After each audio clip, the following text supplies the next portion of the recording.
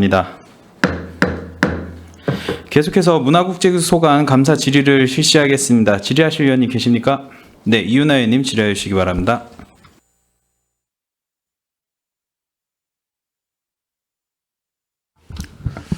네, 이윤하 의원입니다.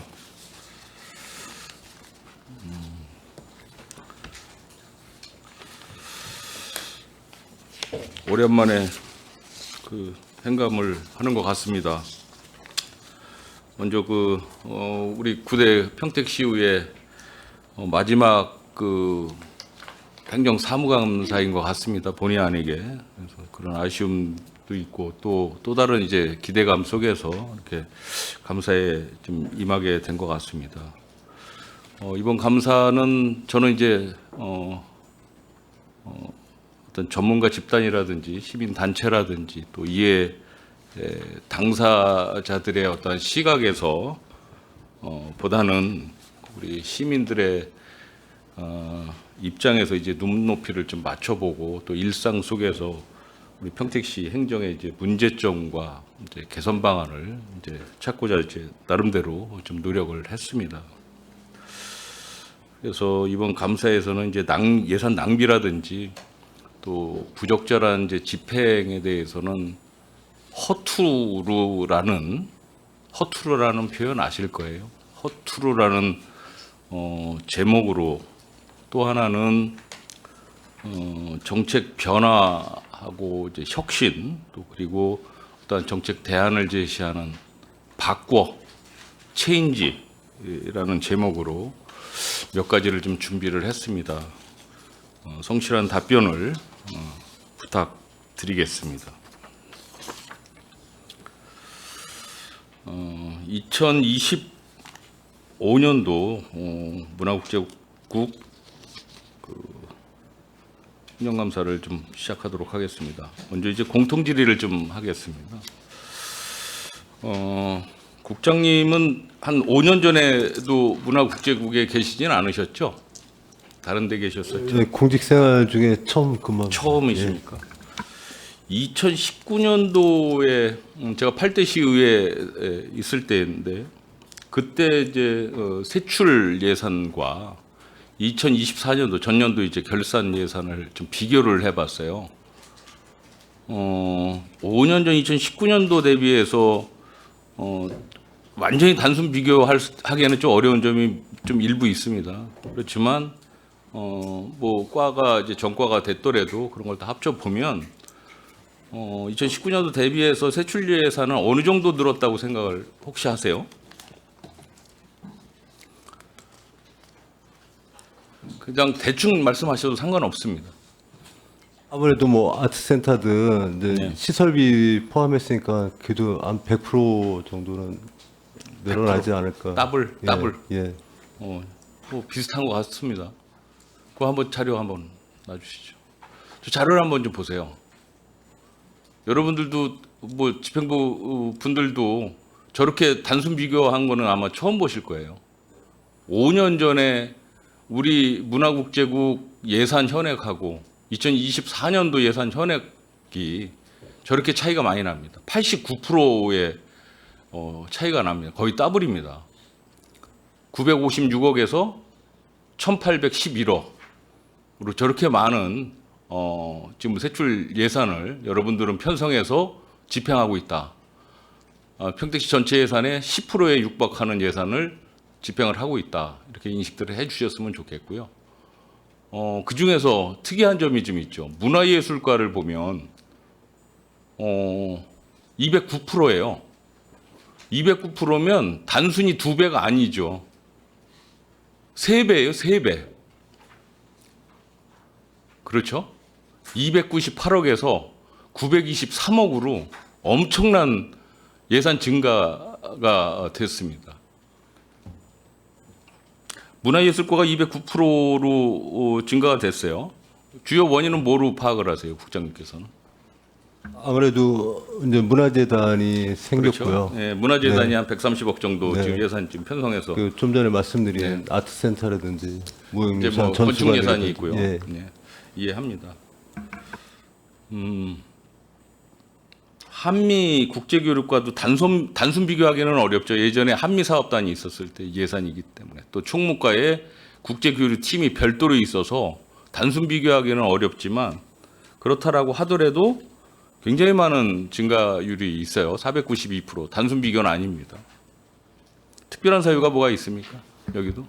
또 한미국제교육과는 이제 소음 관련 이제 보상비가 방음벽 사업이 예, 한 100억 정도 되고 그 이제 일반 시민들한테 소음 보상비 그게 네. 150억 정도 나와요. 그렇죠. 네. 그리고 국제교류재단이 한 50억 정도 되나요? 많이 늘었습니다. 이해합니다. 상대적으로 체육진흥과는 증가율이 거의 보이지 않아요. 8.7%밖에 안 돼요. 저기는 과가 뭐 병과가 되거나 전과가 되거나 그런 거 전혀 없죠. 전혀 없는데 488억, 5년 전에 488억이었는데 2024년도에 531억밖에 증가가 안 됐어요. 8.7%라는 것은 물가 상승률보다도 떨어지는, 그렇기 때문에 체육진흥과에 대한 시민분들의 어떤 욕구가 굉장히 많다라고 보는데 국장님께서는 동의하세요? 네, 동의합니다. 너무 문화예술과하고 체육진흥과하고 너무 편중된 예산 편성이 되고 집행이 된다라고 생각은 안 하십니까? 그게 저만의 생각일까요? 아니면 여기 계신 의원님들의 생각이실까요? 아니면 시민분들의 생각이실까요? 저는 시민분들이 그렇게 생각을 하고 있다라는 말씀을 드리기 위해서 저 세출 예산 비교를 한 번 더 해본 겁니다. 충분히 이해하시겠죠? 이 부분에 대해서는 좀 심도 있는 대책을 강구를 해 주십사 다시 한번 좀 말씀드리겠습니다. 체육진흥과 예산 관련은 조금 이따 다시 한번 제가 언급을 하도록 하겠습니다. 2024년도 예산 집행 결산이 나왔습니다. 그렇죠? 문화국제부 집행률이 얼마 나왔죠?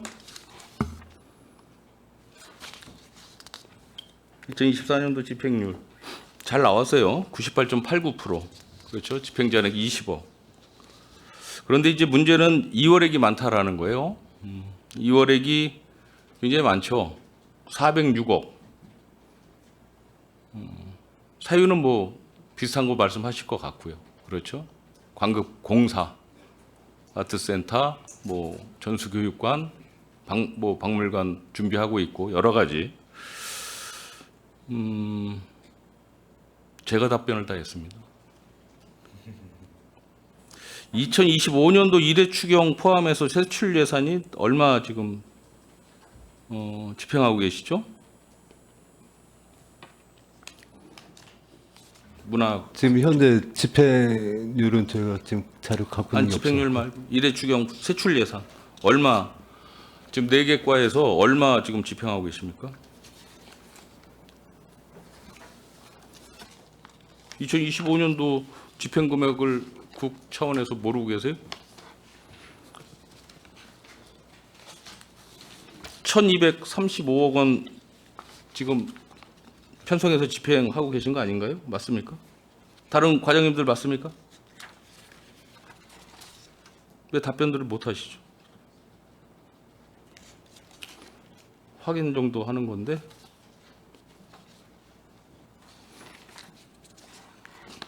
1,235억 원이 맞습니다. 그렇죠?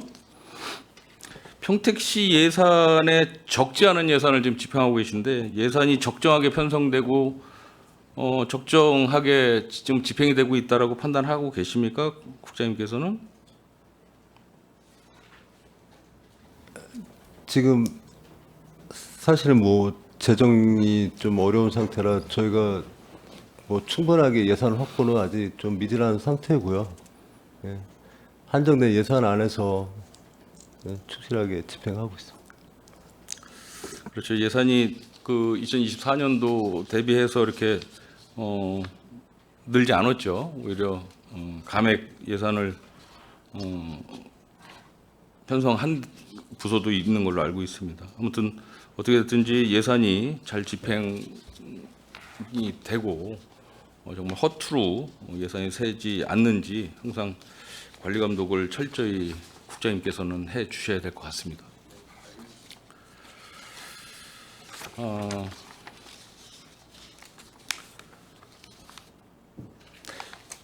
용역 계약을 잠깐 보겠습니다.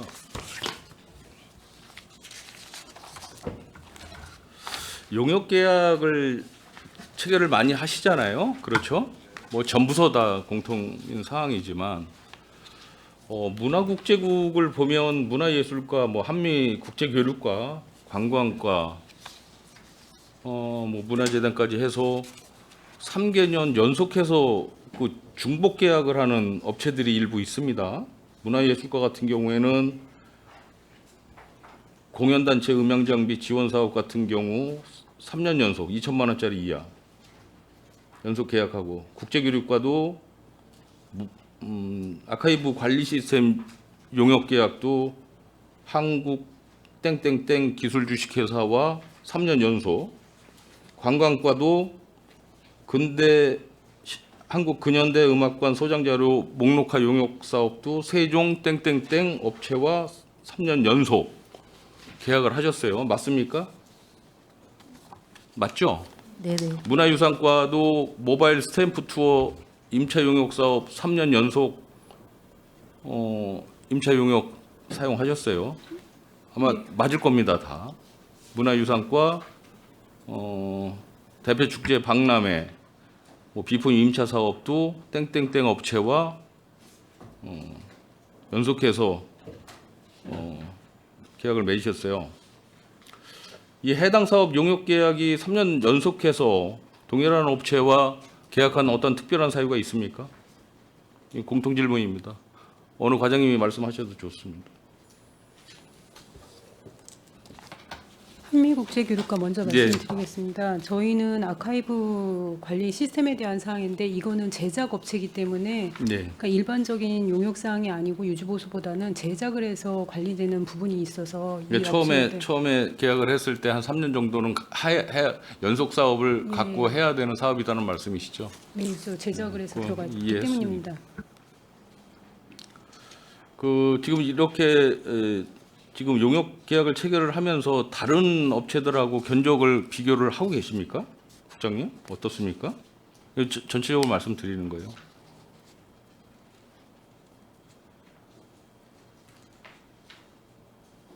제가 뭐 타 용역업체 뭐 견적까지는 확인은 못했습니다.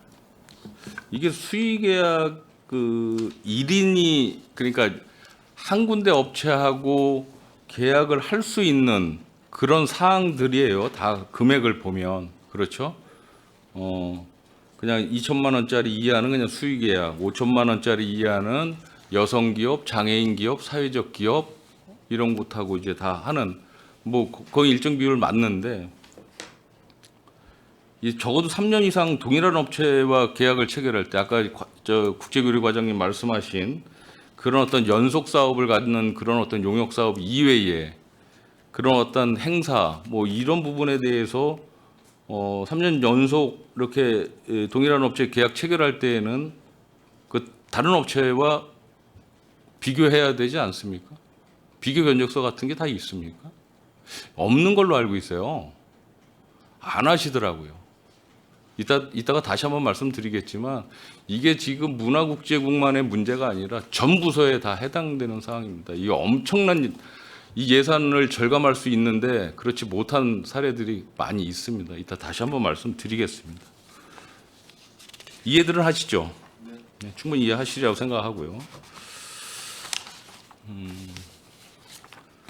특별 조정 교부금 좀 잠깐 돌아보겠습니다. 우리 평택시가 1년에 교부금을 어느 정도나 받아오는지 대충 알고 계십니까? 특조금 교부세 말고요. 특조금 이야기하는 겁니다. 2023년도에 147억, 2024년도에 167억을 저희가 받아와서 집행을 지금 하고 있습니다. 2023년도에는 이제 복한위에서 5개, 2024년도에는 6개의 어떤 사업 아이템을 받아와서 집행을 하고 계신데 2023년도 사업이 복한위에서 22억 3,500만 원을 받아왔어요. 복한위에서.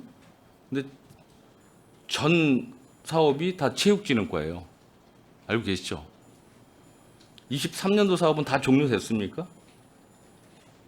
5개 사업인데 알고 계시죠, 과장님? 동부 근린공원 이거 풋살장 인조잔디 교체 공사 완공됐죠? 현신 근린공원 인조잔디 완공됐죠? 예, 됐습니다. 현덕 족구장 안 됐죠? 풋살 예, 청북 다목적 체육관 조성 사업 아직 안 됐죠? 곧 할 예정입니다. 곧 할 예정이고 안중 레포츠공원 풋살장 조성 사업도 아직 안 됐고요. 예. 8억짜리고. 예. 지금 2023년도에 교부금 받아와서 2024년도에도 완성이 안 되고 2025년도까지 넘어왔다. 좀 문제 있지 않습니까? 신속하게 좀 마감해 주셔야 되는 거 아닌가요? 어떻습니까? 사유는 다 있어요. 예. 그렇죠? 어떻습니까, 과장님? 지금 그러지 않아도 사업에 대해서 지금 계속해서 신속하게 집행하기 위해서 노력은 하고 있습니다. 노력 많이 하셔야 될 것 같습니다. 예, 알겠습니다. 2024년도에도 보면 이게 사실은 이제 2023년도 체육진흥과 같은 사업들이 전부 주민 염원 사업 아닙니까? 그렇죠?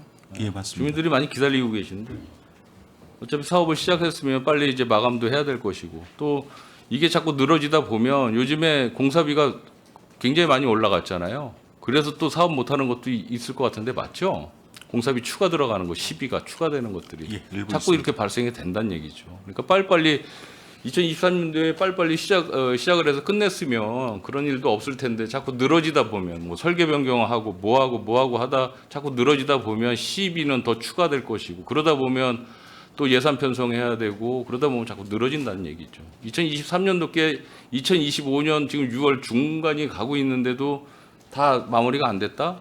저는 문제가 있다 분명히 지적을 합니다. 이거 빨리 완성 좀 해주시기 바랍니다. 2024년도에도 복한위가 56억 2천만 원을 받아왔어요. 적지 않은 예산을 받아왔어요. 특조금을. 그죠? 167억에서 56억을 받아왔으니까 많이 받아온 거죠. 그중에서 우리 문화국제국고는 한미국제교류과 20억 원, 뭐 한미동맹 상징시설, 그렇죠? 이거는 뭐 이해합니다.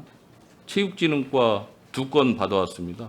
모곡 족구장 인조 잔디 교체 사업은 완공됐죠. 예, 됐습니다. 2024년도께 훨씬 빨리 됐어요. 2023년도 거보다도. 그렇습니다. 이게. 이충 레포츠 잔디구장 이건 아직 안 됐죠. 9억 2천짜리. 올해 9월 지금 바로 시작을 할 겁니다. 그렇습니까? 예, 축구협회랑 현재 상의하기 때문에요. 네, 네. 시간을 기다리고 있습니다. 알겠습니다. 이런 특조금 같은 경우에도 뭐 주민 염원 사업이나 주민의 어떠한 그 의견을 받아서 이렇게 사업 아이템도 이제 결정하고 하겠지만 사업 선정은 최종적으로 우리 집행부에서 하는 거 아니겠습니까? 사업 선정 신중하게 하셔야 될 것 같습니다. 특히 이제 체육진흥과 같은 경우에는 이따 다시 말씀드리겠지만 뭐 위치라든지 또 어떠한 그 수요 대상이 적다든지 뭐 이런 것도 충분히 있을 수 있거든요.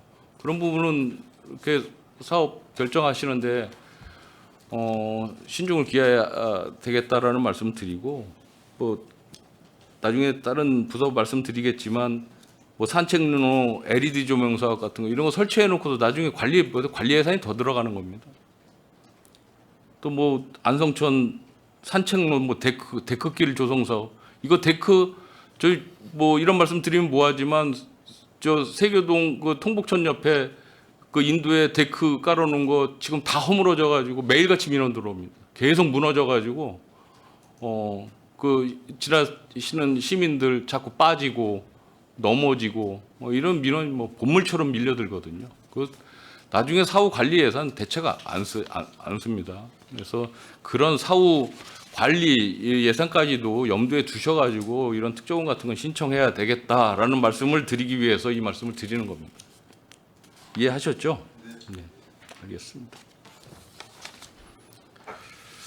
다음에 국도비 보조사업 반납액을 잠깐 좀 보겠습니다.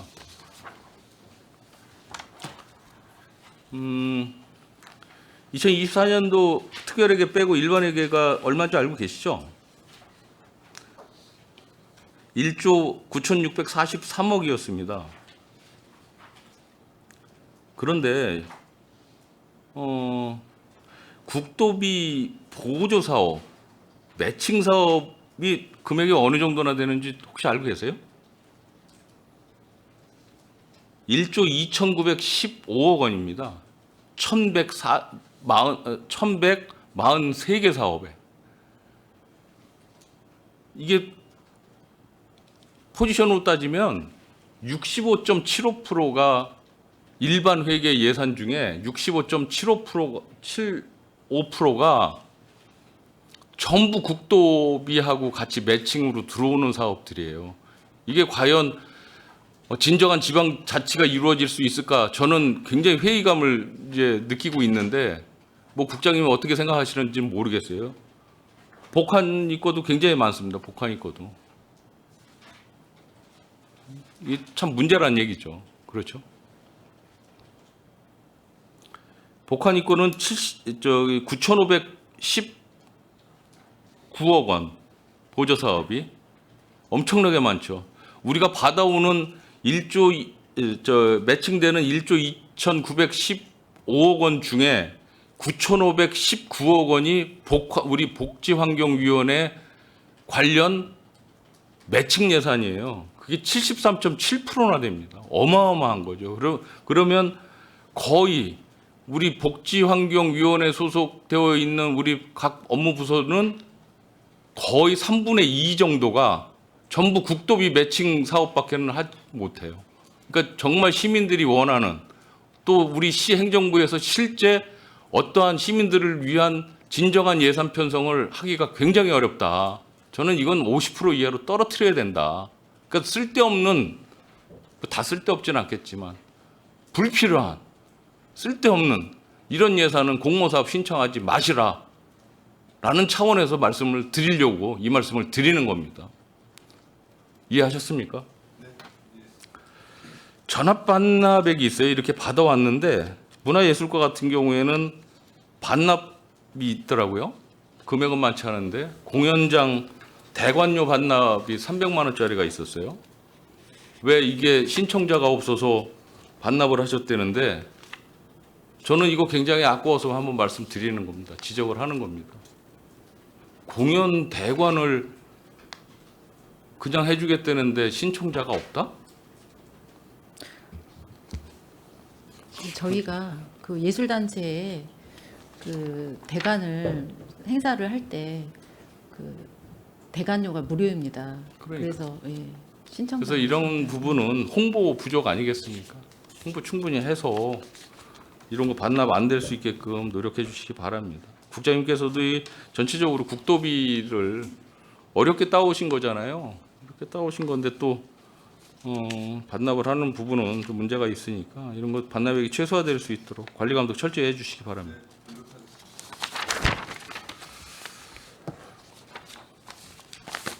빨리빨리 하겠습니다. 아트센터는 아까 정일구 우리 의원님께서 자세히 말씀을 해주셔서 9월에서 저도 그 말씀 드리려고 했는데 9월로 예정돼 있고 저희 업무 보고 시간에도 9월로 다 말씀들을 해주셨는데 이제 10월 달로 슬그머니 늘어졌어요. 사유는 분명히 있지만 이거 더 뒤로 늦춰지는 건 아니겠죠. 관리 감독 좀 철저히 해주시고요. 무형유산 전수관 준공일은 언제입니까? 또 9월 3일 정도. 9월 25년. 3일입니까? 예. 이거 그 아트센터도 같은 이제 이야기인데 이게 이제 그 소리를 전문으로 하는 데지 않습니까? 아트센터도 마찬가지고 무형유사 교육전수관도 마찬가지로 이 소리가 전문인데 아트센터도 그렇고 무형유산 전수관도 그렇고 이 방음에 대해서 철저하게 관리하고 계세요? 이 지금 시공 단계에서 충분히 이거 방음 추가로 설치 안 해도 가능합니까? 이거 신중하게 잘 보셔야 될 것 같아요. 네네, 알겠습니다. 이 방음이 흡음막 뭐 이런 부분이 비용이 어마어마하게 들어가지 않습니까? 근데 아까 우리 정일구 의원님 말씀하셨지만 시비가 500억이 더 추가로 더 들어갔는데 여기에서 또 뭐 집기류 이런 거 뭐 말할 것도 없는 거고 이런 게 방음 장치가 제대로 안 돼서 또 추가로 또 그 예술단 분들께서 또 요구를 하시면 안 들어줄 수도 없는 거고 정말 관리 잘 하셔야 될 것 같다. 그러니까 점검 철저히 해주시기 바라고요. 무형유산 전수교육과는 누가 이야기를 하더라고요. 여기는 벽과 벽 사이에 막 유리가 있고 유리막으로 돼 있고 막 이런 데가 있어서 방음이 전혀 안 될 것 같다라고 이야기하는데 과장님 혹시 가보셨어요? 네네. 어떻습니까? 그 방음 더 추가로 해야 되는 상황 아닙니까? 그 사항은 다시 한번 검토해 보겠습니다. 이거 검토를 해보시고요. 이거 준공을 하고 난 다음에 재시공을 또 막 해야 되는 정말 뭐 그냥 이쁘게만 하려다가 보다가 보면 이 방음 전혀 안 되고 옆에서 이쪽 방에서 연습하고 이쪽 또 상대방에서 연습하고 해서 충돌돼 가지고 서로 연습 못 하겠다 막 이런 우를 범하면 문제가 발생이 되지 않겠습니까? 저는 뭐 이런 뭐 인테리어나 이런 미적 그 요소보다도 방음이 제일 문제라고 생각을 합니다. 아트센터나 이 무형 전수 교육관 같은 경우에는 이거 철저하게 점검하셔가지고 준공 후에 재시공이 되는 우를 범하지 않게끔 철저하게 감독하시고요. 한번 방문하시고 별도로 저한테 한번 말씀해 주시기 바랍니다. 네, 알겠습니다. 예. 이거 진짜 현실되면 안 됩니다. 그 우를 범하시면 안 됩니다. 네. 문화예술과 이제 보겠습니다. 예술인 기회소득. 예술인 기회소득 그 사업 목적이 뭐죠? 예술 활동으로 인해서 이제 사회적 가치를 창출하시는 예술인들을 좀 그 소득을 좀 보전해주는 해서 좀 창작 활동이나 이런 거를 좀 원활하게 하도록 하는 목적이 그렇죠. 있습니다. 창작 활동 그러니까 저는 잘 모르지만 예술인이 아니라서 사업 목적이 예술인의 창작 활동 마중물로서 기회소득을 지급함으로써 예술인의 창작 활동을 촉진하고 돈의 문화예술 가치 확산을 도모하겠다라는 게 사업 목적입니다. 근데 이 사업 목적대로 지금 기회소득이 수혜자 선정이 되고 지급이 되고 사후 관리가 되는지에 대한 강한 의구심이 있어서 좀 자료를 좀 준비해 봤습니다. 자료 한번 봐주세요. 네. 아니, 그 전에 건 뭐였죠? 요건 지금 집행을 하고 있잖아요, 예산을. 그죠? 기회소득. 네네. 집행 예산에 대한 이게 좀 투명성에 대해서 좀 이야기하려고 하는 겁니다. 묻지마 땡땡 지원. 이 땡땡은 뭔지 아실 거예요. 그렇죠? 네. 묻지마 땡땡 지원. 잘 생각하셔야 될 것 같습니다. 하셔야 됩니다.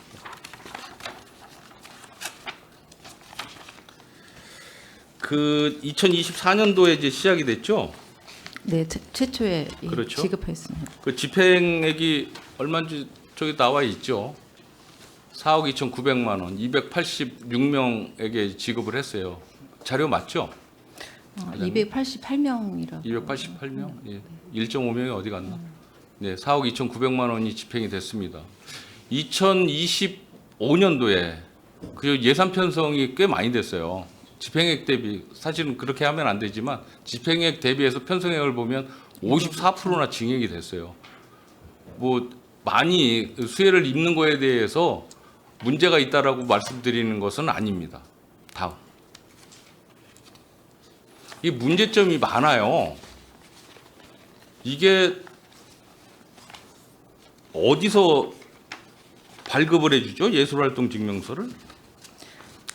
한국예술인 복지재단이라는 그런 재단에서 발급을 그 해줍니다. 발급을 해주고 있어요. 예, 예. 그런데 예술활동 증명서만 있으면은 활동 실적이나 연령 제한 뭐 이런 거 다 없이 그냥 대상에 일단은 포함을 시켜주는 거죠. 그렇죠? 네, 맞습니다.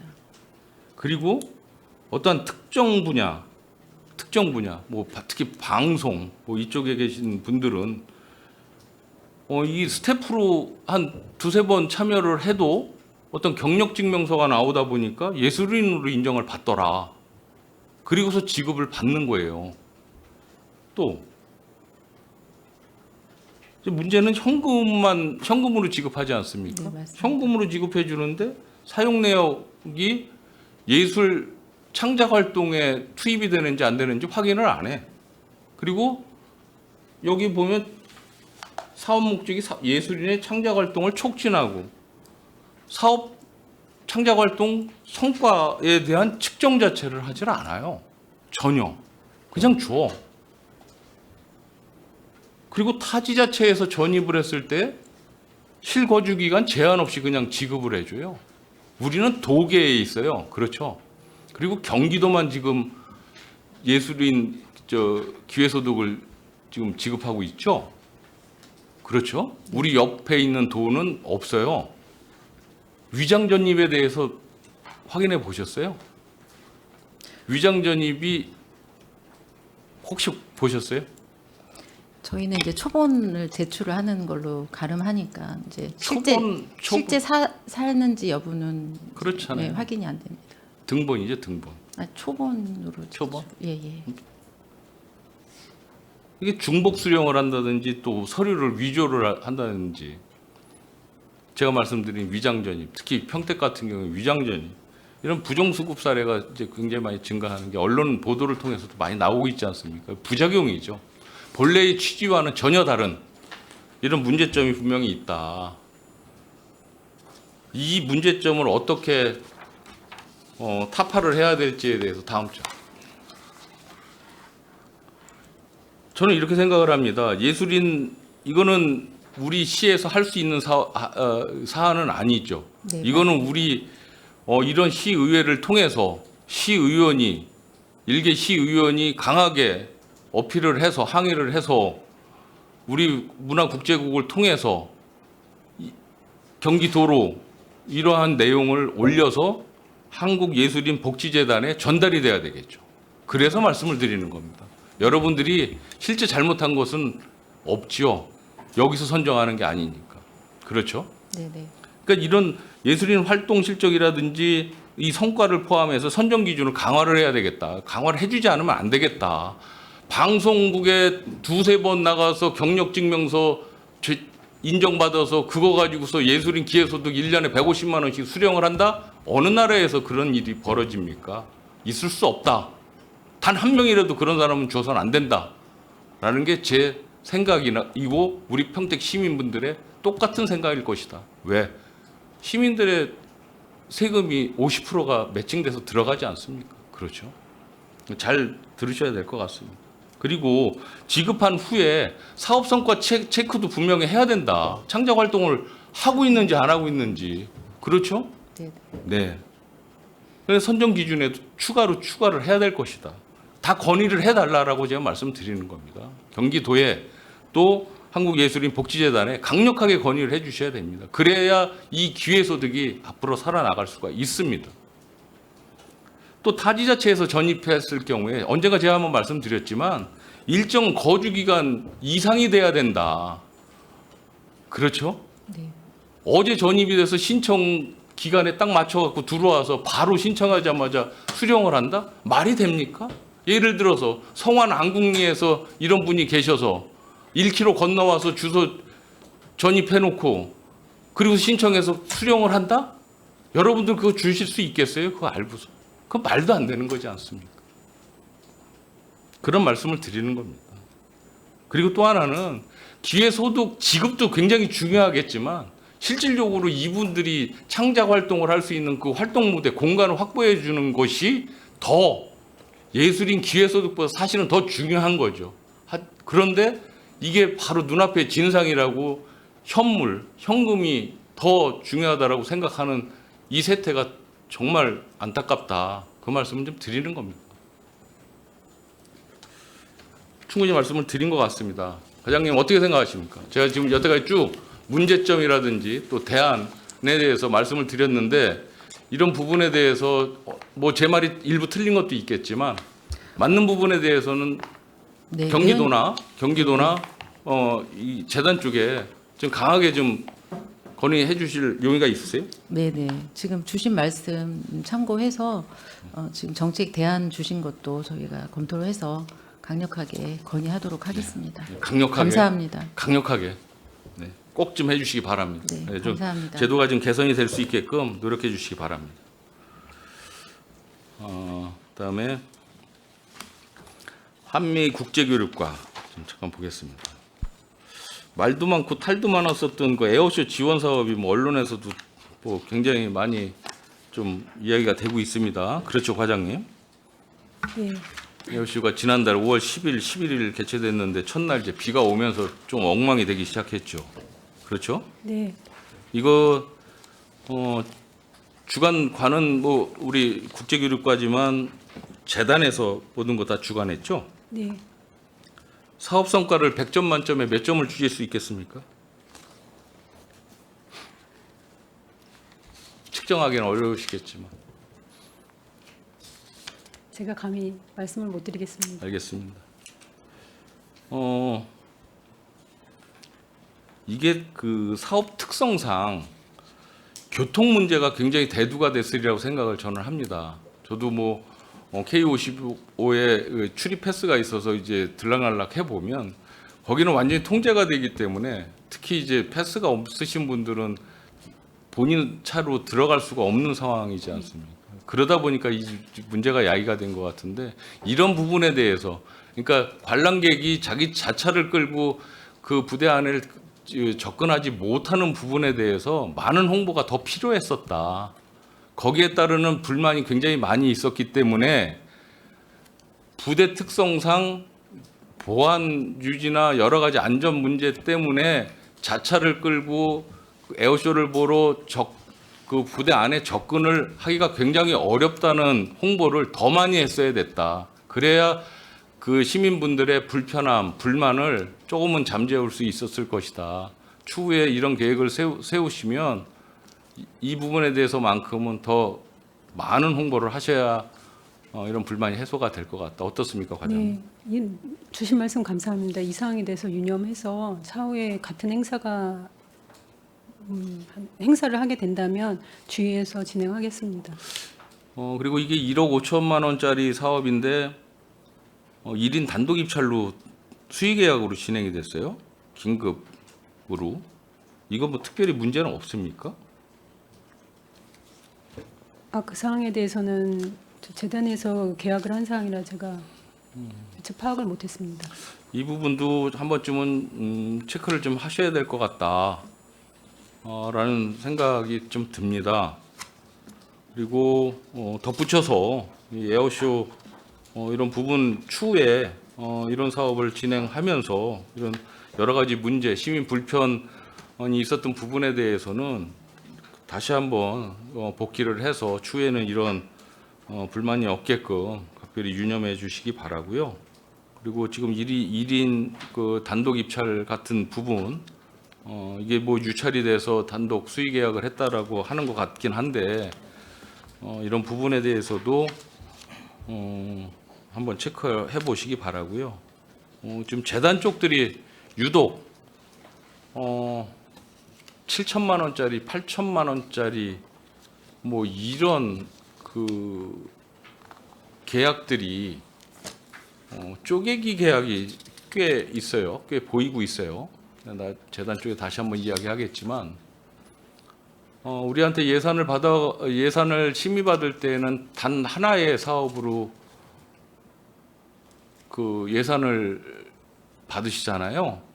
그런데 실제 집행을 할 때 보면 용역 계약을 할 때 보면 2천만 원짜리 이하는 일반 수의 계약, 1인 수의 계약하고 또 나머지를 쪼개서 5천만 원짜리 같은 경우는 여성 기업, 장애인 기업, 사회적 기업 이걸로 들어와서 쪼개서 8천만 원 맞춰서 이거 한 개의 사업을 완수하는 경우가 많이 보여요.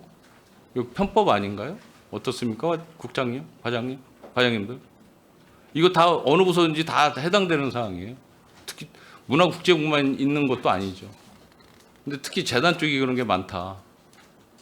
어떻습니까? 그거 확인 한번 해보시겠어요? 확인해 보시고 이런 그 편법 계약은 추후에 강하게 좀 책임을 좀 물어야 될 것 같습니다, 국장님. 네. 문화유산 관광과 그 달맞이 축제라고 있죠. 네, 예산이 많지 않죠. 6천만 원입니다. 그렇죠. 이게 달맞이 축제가 본래 취지와는 맞지 않는 안전과 환경 문제가 계속 대두되고 있어요. 아무것도 아닌데 어떻습니까? 네, 저도 행사 때는 없었는데요. 그 달맞이 달집이 좀 크다 보니까 좀 안전상의 문제가 좀 많이 그렇죠. 된 것 같습니다. 이게 문제점을 좀 보완해야 되지 않겠습니까? 네, 그렇습니다. 그래서 내년부터는 좀 안전 관리에 좀 신경을 쓸 예정인데요. 그 크기도 좀 축소하고 그 안내하는 분을 좀 전문적인 분을 좀 배치를 하겠습니다. 그 무슨 뭐 그 LED 달집도 있다라고 하는데 그거는 사실 또 좀 그렇지 않습니까? 그래서 이런 문제점을 최대한 보완할 때까지 하시고 이런 계속 민원 발생이나 이런 환경 문제 이런 게 계속 대두되면 과감히 사업도 종료도 생각을 해야 된다. 이런 말씀을 좀 과감히 좀 드리겠습니다. 이 행사를 계속 주관하시는 분들한테는 욕을 먹을지는 모르겠으나 아닌 건 아닌 거죠. 그렇죠? 계속 문제가 되면 과감히 사업 종료도 고려해 주십사 말씀드립니다. 그렇게 하시겠습니까? 네, 알겠습니다. 네. 이게 또 문화유산 관광가가 좀 많습니다. 팽성 생활사박물관 이거 2024년도에 시작됐죠? 예, 그 어떻습니까? 이거 1억 4천만 원 예산인데 1년에 지금 1년 조금 지났는데 그렇죠? 네. 이거 어떻게 사업 성과는 어떻습니까? 좋습니까? 그래도 팽성 생활에 대해서 네. 또 이제 평택을 방문하시는 분이라든지 평택에 네. 계신 분들에게도 그런 소개할 수 있는 기회도 되고 일일 방문자도 그래도 다른 데에 대해서는 좀 본래 사업 취지를 잘 살려서 일단 그 제일 그 사업 실적을 제일 볼 수 있는 게 방문 실적 아니겠습니까? 네. 방문 실적이 많이 부족해요. 그렇죠? 2025년도 1월 달에 380명, 2월 달에 480명. 많지 않습니다. 예. 그래서 좀 개선점을 좀 잘 찾아주시기 바랍니다. 또 일단 뭐 사업 프로그램이나 뭐 이런 부분도 좀 일반 시민분들께서 쉽게 접촉을 할 수 있게끔 좀 개선을 좀 해야 되지 않을까라는 생각도 해 보는 거죠. 아직 뭐 1년밖에 안 됐으니까 특별히 뭐 평가하는 부분은 아니지만 방문객 수를 좀 더 늘려야 되지 않을까라고 생각을 합니다. 네, 알겠습니다. 원효대사 깨달음 체험관이 있습니다. 이거 몇 년 됐죠? 이게 17년도부터 17년도부터죠? 네. 제가 몇 번 말씀도 드렸었는데 그때나 지금이나 방문객 수가 전혀 늘질 않고 있어요. 어떻습니까? 이 방문객 수가 정확히 맞습니까? 일단은 저희가 뭐 계속 일일이 카운팅하는 건 아니고 그 위탁 업체인 수도사에서 카운팅을 하고 있는 그렇죠. 수도사 출입객이 원효대사 깨달음 체험관 출입객 수하고 같은 건지 어떤 건지까지는 잘 모르겠으나 여기도 마찬가지입니다. 평택의 대표적인 시티 투어 방문지인데 1년에 10,000명 여기에서는 이제 한 10,000명 정도 돼 있는데 10,000명 정도 출입을 해서 해야 되겠습니까? 투입되는 예산도 적지 않습니다. 2억 900만 원입니다. 예, 적지 않은 예산. 이거 표현하긴 그렇지만 이거 입장하시는 분 1인당 관람객 1인당 운영 예산이 얼마나 되겠습니까? 출입하는 순간에 17,000원씩입니다. 1인당. 잘 생각하고 우리가 이런 사업도 그러니까 많이 활성화 잘 되면 이런 소리 안 하죠. 그렇죠? 활성화가 전혀 안 되기 때문에 제가 지금 말씀을 드리는 것이고, 그리고 이쪽 그 체험관 같은 경우에 좀 특이한 사항이 좀 있는 게 조경 제초 사업이 2023년도에는 전체 예산의 11.6%예요. 조경 제초 사업이. 그리고 2024년도 이 보조금 준 거에 전체 예산이 2억 900만 원인데 조경 제초 작업 예산이 3,500만 원이에요. 이 적정 한지에 대해서는 뭐 과장님께서 더 잘 아시겠지만 잘 판단하시기 바랍니다. 네, 알겠습니다. 2024년도 조경 제초 작업에 왜 많이 들어갔는지가 자료가 넘어온 거 보니까 11월 폭설로 인한 정비라고 하는데 이 2024년도 예산은 2023년도 12월 달에 결정이 돼서 집행을 하고 있는 게 아닌가요? 폭설이 내려서 갑자기 제초 예산이 2024년도 11월 달에 예산이 더 늘었을 리는 만무할 것 같은데. 그렇죠? 그것도 있지만요. 그 전에 이제 화해라든가 그런 걸로 꽃식재 같은 것도 했고요. 그 체험관 쉼터에 원두막이 있는데 그 지붕을 또 교체한 게 있습니다. 그리고 그러니까 저는 뭐 표현하기는 좀 그렇지만 그 깨달음 체험관에 어떠한 그 운영의 이 한계 테두리를 명확하게 해달라는 말씀을 드리는 거예요. 네. 무슨 이야기인지 아시겠죠? 예, 알고 있습니다. 정확하게 사찰과 체험관과의 그런 어떤 예산 지원 부분에 대해서는 명확하게 선을 그어서 지원을 해 주셔야지 이것도 아니고 저것도 아니고 하는 그런 예산 지원은 문제가 있다라고 제가 보는 거죠. 전통 사찰도 당연히 지원해 줘야 되겠죠. 그렇죠? 예, 지원하지 말라는 것이 아니라 여기 건지 이게 구별이 안 갈 정도의 예산 투입은 문제가 있다. 분명히 말씀드리는 거예요. 아시겠습니까? 네, 이거 제가 알겠습니다. 전에부터 말씀드렸는데 잘 지켜지지 않아서 말씀드리는 겁니다.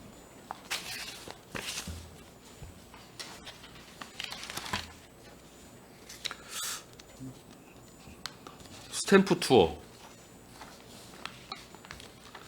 관광과가 많습니다. 이상하게 이거 그 어플로 그 임차 용역 사업을 좀 하는 것 같습니다. 어떻습니까? 네, 기존에 이제 구축된 모바일 플랫폼을 활용해서 네. 스탬프 투어를 하고 있습니다. 이거는 꼭 이렇게 어플로 임차를 해야 되는 그런 사업입니까? 이건 어떠한 임차가 아닌 어떤 다른 것도 있을 것 같다는 생각은 저는 해보는데 어떻습니까? 이게 이제 요즘에는 이제 좀 소규모로나 이제 이렇게 개별화된 그 관광객들이 이렇게 걸으면서 또 이제 하는 그런 것도 있고 해서 하는데 이제 저희가 따로 하려고 하면 그 플랫폼이 굉장히 비싸서 개발된 플랫폼을 사용하고 있습니다. 이거는 조금 저는 이제 기본적으로 금액은 많지 않지만 조금 좀 문제가 있다라고 이제 보는 게 어플 사용 대비해서 참여자 수가 너무 떨어진다. 이것도 2023년도에 400명 참여를 했어요. 2024년도에 500명. 근데 이제 참여를 하고 이 스탬프를 다 찍으면 그 상품 같은 거를 이제 경품으로 주지 않습니까? 네, 그렇죠? 네, 네. 상품은 뭐 저는 뭔지는 모르지만 한 10,000원 상당인 것 같습니다. 그렇죠? 예, 모바일 상품권. 그렇죠. 근데 이 어플 사용료를 이 참여 인원으로 나눠보면 1인당 31,000원 꼴이에요. 그러면은 31,000원에다가 경품 10,000원 하면 참여하시는 분이 40,000원 꼴로 이 참여가 되는 건데 이게 과연 사업 실효성이 있나? 라는 거지요. 그렇죠? 그래서 지금 뭐 제주도인가 우리 지원관님 한번 얘기한 것 같은데 제주도가 그렇게 관광 산업이 이렇게 활성화돼 있어도 이 스탬프 투어 같은 게 그 수동식으로 한다라고 하는 것 같아요. 아직까지도 이런 뭐 어떠한 문제점이 있는 것 같습니다. 한번 다시 한번 요거 재검토 한번 좀 부탁드리겠습니다. 네, 알겠습니다. 잘 되면은 이런 이야기 안 합니다. 여기서 만약에 이 참여자 수가 5,000명, 10,000명 이 정도로 올라간다라면 저희가 이런 이야기 할 이유가 없죠. 사업 실효성이 떨어진다라고 판단이 들기 때문에 드리는 말씀입니다. 참고해 주시기 바랍니다. 네,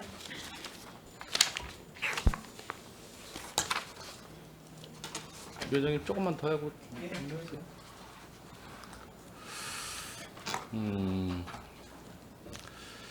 한국 근현대 음악관 좀 다시 한번 좀 보겠습니다.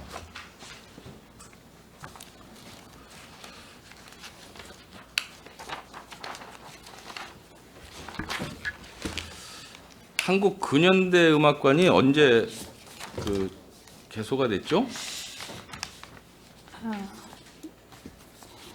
23년에 한 걸로. 23년이죠. 22년 말 그 정도 되는 것 같습니다. 그렇죠? 네. 23년.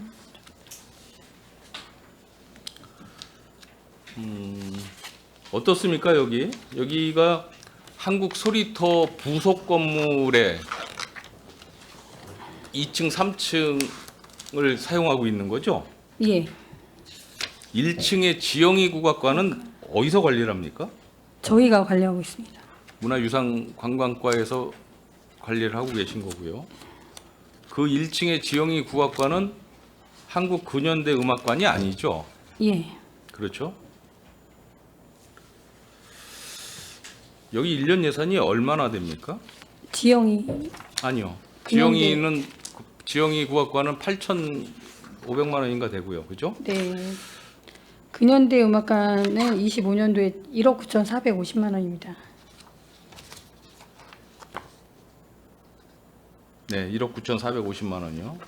2024년도가 1억 8,100만 원. 그렇죠? 네. 네.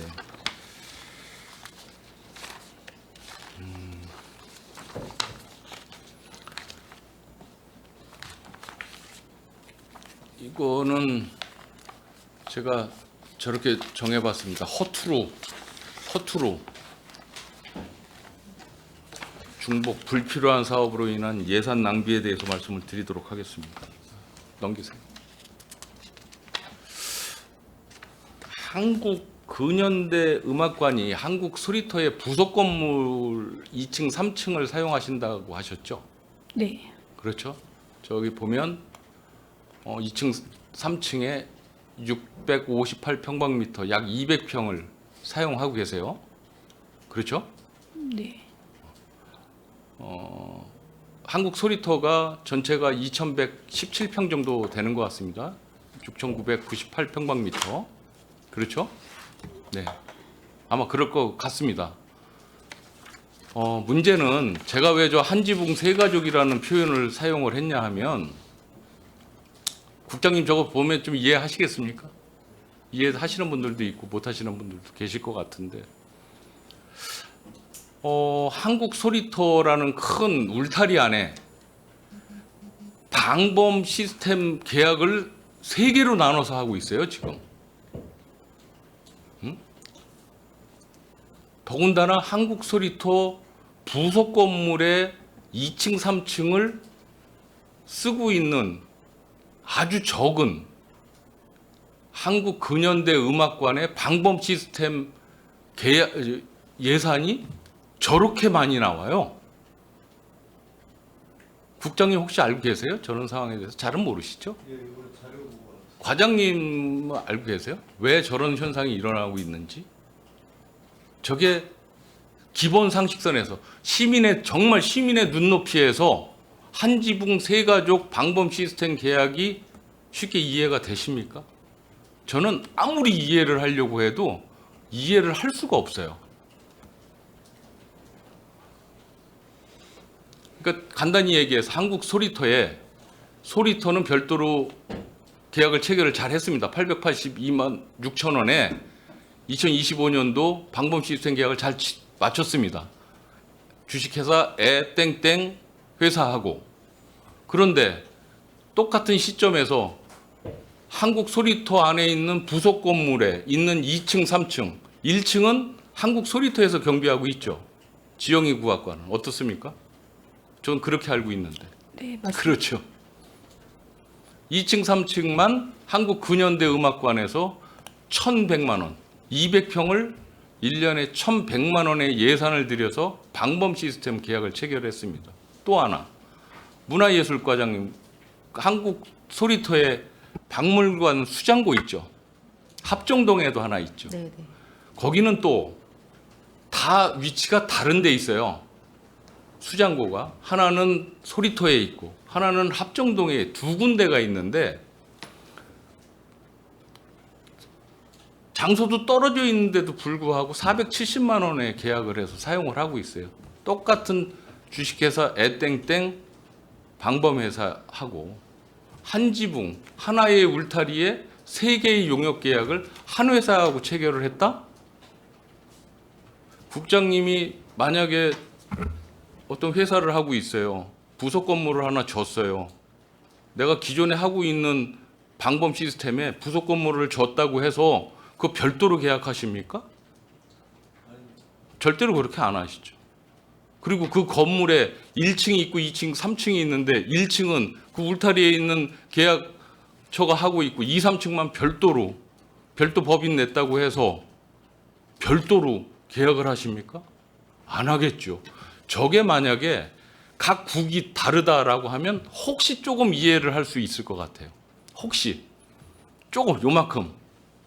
하지만 저게 과연 있을 수 있는 일이냐? 이게 평택시 행정의 현 주소일까? 여러분들 정말 반성하셔야 되는 거 아닙니까? 저 누가 계약 체결했습니까? 다 여러분들 밑에 계신 주무관들께서 다 계약 체결하신 거잖아요. 저거 다 알고 계셨을 거예요. 근데 어떻게 저런 계약을 합니까? 내가 회사를 운영하면 저렇게 계약 체결하시겠습니까? 저는 저거 비싸고 싸고를 다 떠나서 말씀드리는 거예요. 비싼 건 좀 이따 한번 다시 얘기할게요.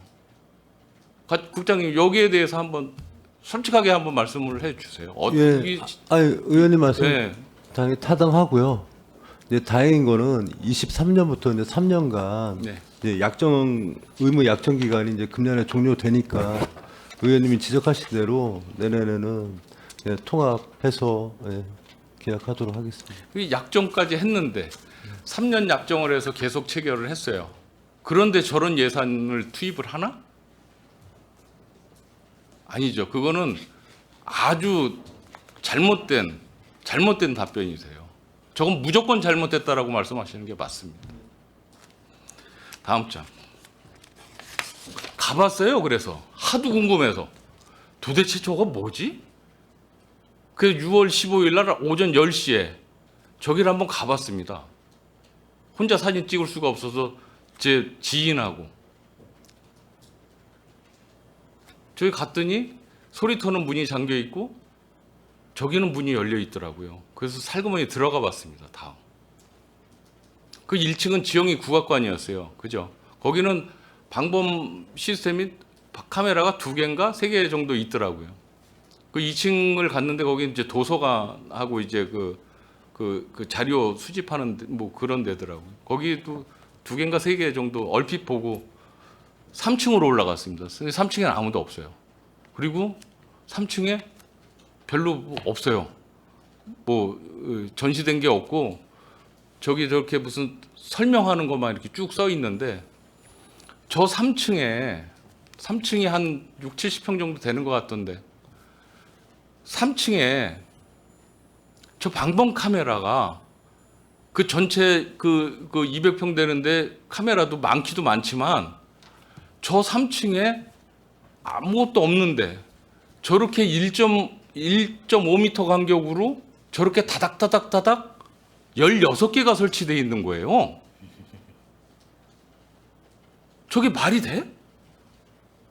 저게 말이죠. 신라 금관이 있더라도 저렇게 많이는 설치 안 돼 있을 겁니다. 저걸 왜 저렇게 설치했습니까? 과장님 알고 계세요? 저기 엄청나게 뭐 중요한 거 있습니까? 담보 물건이 3억이에요. 그렇죠?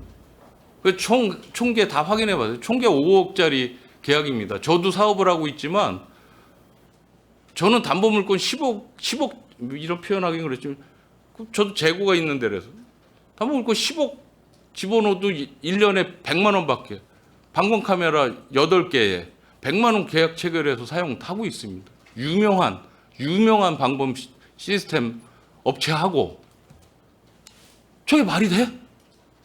아무것도 없어. 별것도 없어. 저기다 저렇게 설치를 과잉으로 저렇게 설치를 해야 할 필요가 과연 있을까? 저건 예산 정말 허투루 사용하는 거 아닐까? 이게 뭐지? 이런 생각을 하면서 나왔습니다. 다음. 그래서 그런 말씀을 드리는 거예요, 제가. 이제 제안을 드리는 겁니다. 어차피 엎질러진 거 아니겠습니까? 저 한 지붕에 있는 세 가족 방범 시스템은 한국 소리터에서 수장고도 근대 음악관도 통합 관리해야 된다라는 말씀을 드립니다. 그리고 또 하나, 지금 과장님 오늘 여기 나가시면 다음 주에 한번 방문하셔가지고요. 저 3층에 있는 저렇게 불필요한 카메라 즉시 철거하세요. 그래야 되지 않겠습니까? 다 돈인데, 예산인데.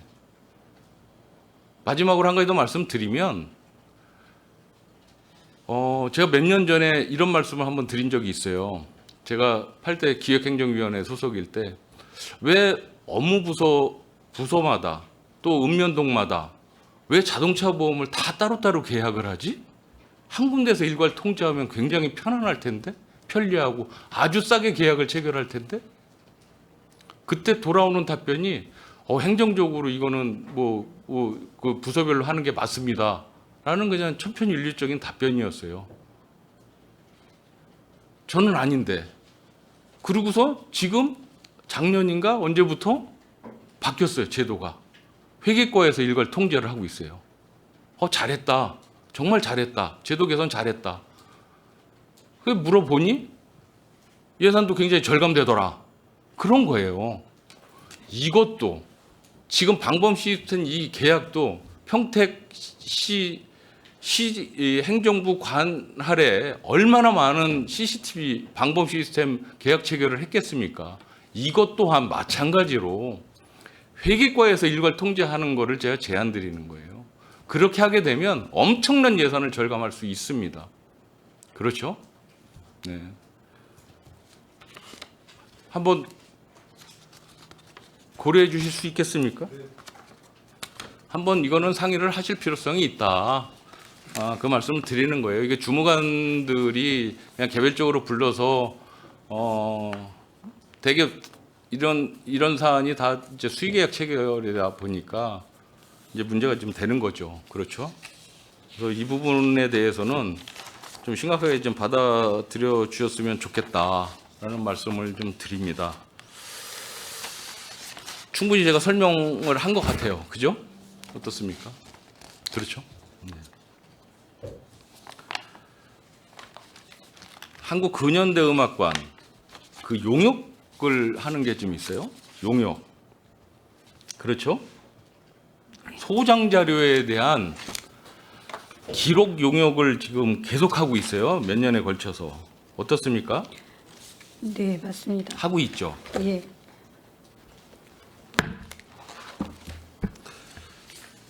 이 근현대 음악관은 여기도 마찬가지예요. 그 관람객 수가 1년에 10,000명도 안 넘어요. 굉장히 적어요. 여기 이제 기증받은 자료가 6만여 점이 있는 것 같습니다. 그렇죠? 예. 1년에 한 5,000점 정도를 용역업체에 의뢰를 해서 기록물 작업을 지금 하고 있는 것 같아요. 소장품에 대해서. 좋습니다. 그 하는 거에 대해서 지금 뭐라고 말씀드리는 건 아니지만 이 부분에 대해서 좀 더 신속하고 또 선별, 중요 자료, 또 아닌 자료 이런 거를 우선 선별을 했어야 되지 않을까라는 생각을 해보는 거예요. 어떻습니까, 과장님? 네, 의원님 말씀 맞습니다. 이거는 문제가 굉장히 심각한 게 뭐냐면 기록물 목록을 제가 받아봤어요. 한두 장만 받아봤어. 근데 이게 문제가 기증하신 분이 선별해서 기증한 게 아니야. 예? 선별해서 기증한 게 아니고 본인이 갖고 있었던 거 몽땅을 다 기증을 하고 그분은 이제 고인이 되셨잖아요. 그 중에서 아주 귀한 유물급 자료도 있다라고 저 들었습니다. 그런데 이 기록 자료 중에 보면 2004년도 5월 달에 땡땡대학교 제9기 최고 경영자 과정 강의 일정표 이게 기록이 돼 있어요.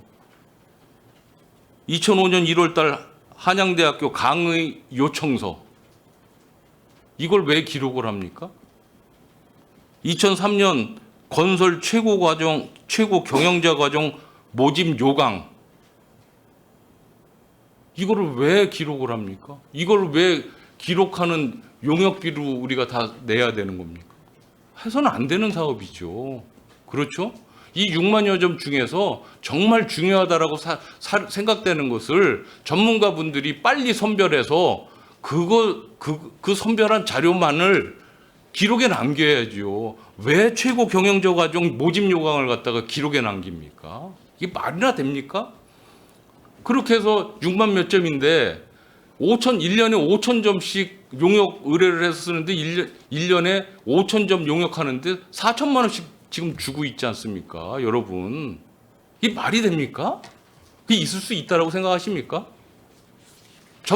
전문가분들 초빙해서 이 6만여 점에 대해서 일주일이면 일주일, 열흘이면 열흘, 중요 자료, 아닌 자료 이런 거를 빨리 나눠놓고 그 다음에 이 아카이빙 작업을 해주는 게 그게 우선시 되고 예산 절감할 수 있는 거 아니냐라고 말씀드리는데 제 말에 동의하십니까? 앞으로 그럼 전환하실 수 있으세요? 이런 용역 작업 앞으로 몇 년을 더 해야 되는데 네. 과장님 어떠세요? 네, 의원님 그걸로 말씀, 전환하실 용이 있으세요? 네, 의원님 말씀 맞으시고요. 저희가 이제 용역 작업할 때 무조건 당초에 있던 목록이라고 해서 할 게 아니라 자료 그렇죠. 선별해서 하겠습니다. 그렇죠. 건설 최고의 과정, 건설 최고 경영자 과정 모집 요강을 아카이빙을 하는 게 이게 현실입니다. 용역사에서는 당연히 그냥 하죠. 왜 선별을 안 해주니까. 그렇죠?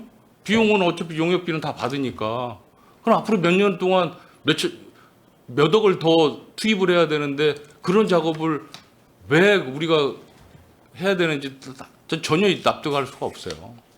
혹시 이거 듣고 계신 평택 시민분들이 이거 얘기 들으면 혀를 찰 겁니다. 지금 혀를 차시는 분들 한 서너 명은 계실 것 같아요. 적어도. 그렇죠?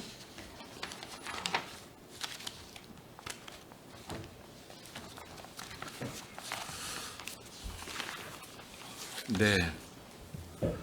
세 가지만 더 하도록 하겠습니다. 좀 더 하고 끝내. 쉬었다 하실까요? 아, 예. 네. 네, 윤 의원님 수고 많으셨습니다. 의원 여러분, 원활한 감사 진행을 위하여 잠시 감사를 중지하고자 하는데 이의 있습니까? 네, 이의가 없으므로 10분간 감사 중지를 선언합니다.